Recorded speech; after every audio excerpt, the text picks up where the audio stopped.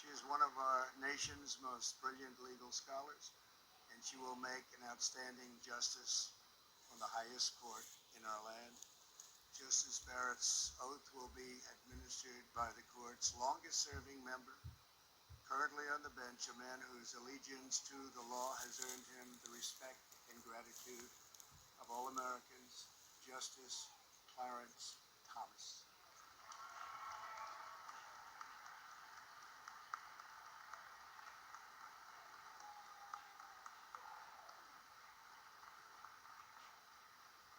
Our country owes a great debt of thanks to Senate Majority Leader Mitch McConnell. We appreciate it very much, Mitch. Thank you.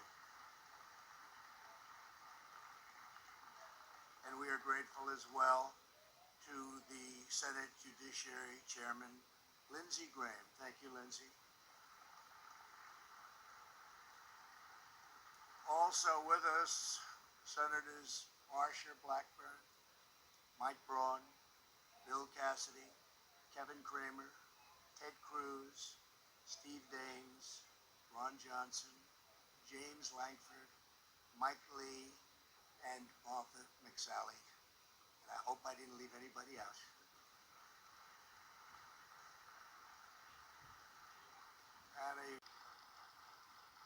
And very importantly, I want to welcome Justice Barrett's husband, Jesse. Thank you, Jesse.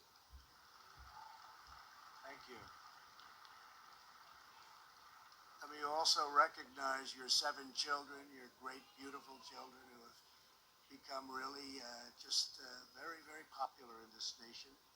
People have been watching them and loving them, and they're watching right now back home in Indiana. Thank you very much.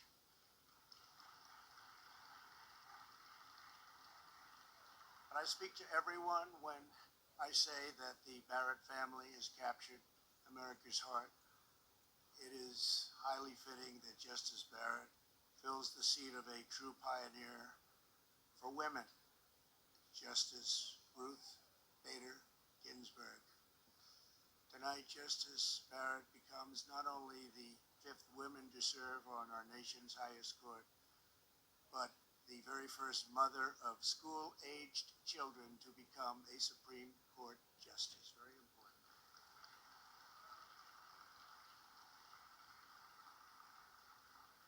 Over the past few weeks, the entire world has seen Justice Barrett's deep knowledge, tremendous poise, and towering intellect. She answered questions for hours on end. Throughout her entire confirmation, her impeccable credentials were unquestioned, unchallenged, and obvious to all.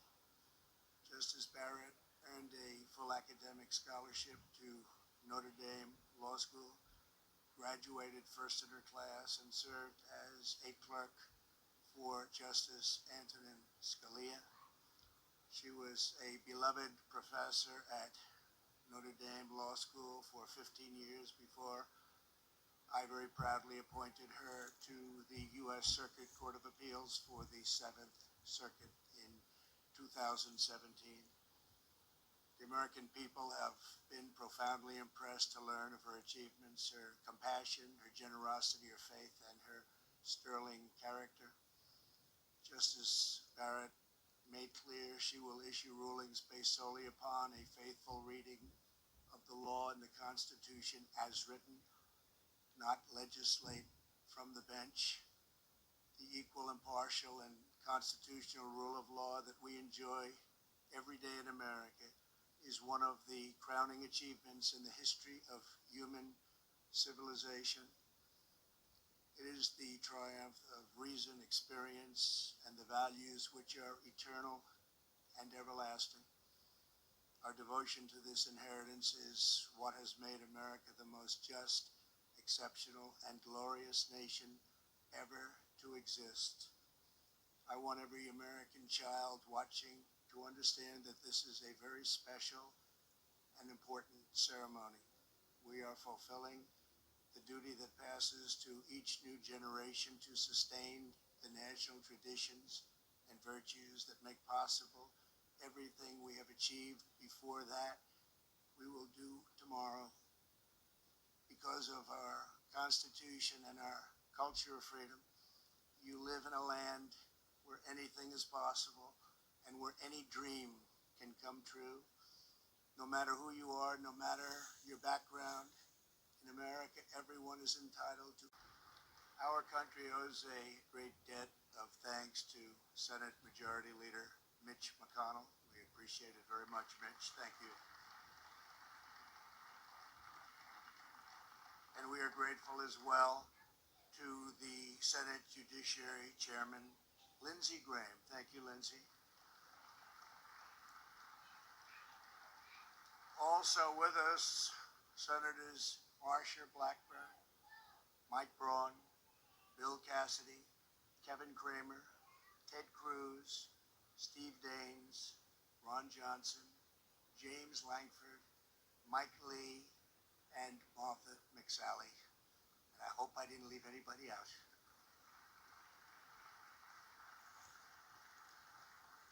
And a very special thanks to our great Vice President, Mike Pence. Thank you, Mike.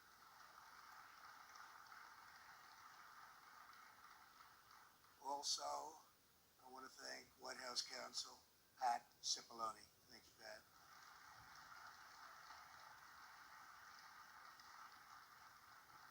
And very importantly, I want to welcome Justice Barrett's husband, Jesse. Thank you, Jesse. Thank you. Let me also recognize your 7 children, your great, beautiful children who have become really very, very popular in this nation. People have been watching them and loving them, and they're watching right now back home in Indiana. Thank you very much.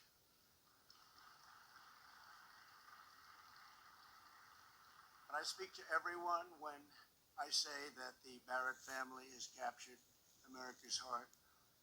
It is highly fitting that Justice Barrett fills the seat of a true pioneer.